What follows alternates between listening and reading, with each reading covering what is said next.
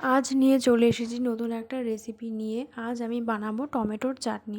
চলুন কিভাবে আমি বানাবো দেখে নেওয়া যাক।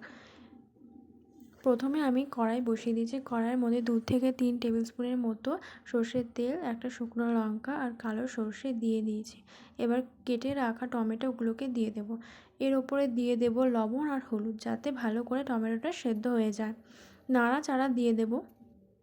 নাড়াচাড়া দিয়ে আমি ঢেকে রাখবো 4 থেকে 5 মিনিটের জন্য, যাতে টমেটো সেদ্ধ হয়ে আসে। টমেটোগুলো দেখুন সেদ্ধ হয়ে গেছে। এবার আমি একটু গলিয়ে দেব। আমার চ্যানেলে নতুন হয়ে থাকলে পেজটিকে সাবস্ক্রাইব করার অনুরোধ রইল এবং ভিডিওটি ভালো লাগলে এটা অবশ্যই কমেন্ট করে যাবেন। যারা টমেটোর চাটনি খেতে পছন্দ করে না, তারাও এই টমেটোর চাটনি খেয়ে খুবই খুশি হবে। আপনারা বাড়িতে একবার ট্রাই করে দেখুন। এবার আমি দিয়ে দেব 4 থেকে 5 চামচের মতো চিনি। ভালো করে নাড়াচাড়া দিয়ে দেবো চিনিটা যতক্ষণ না গলে আসছে। এখানে আমি কোনো ড্রাই ফ্রুট ব্যবহার করিনি, আপনারা চাইলে দিয়ে দিতে পারেন।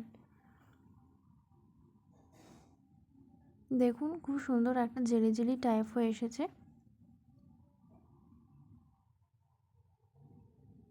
এবার আমি হালকা নাড়াচাড়া দিয়ে এবার নামিয়ে নেব।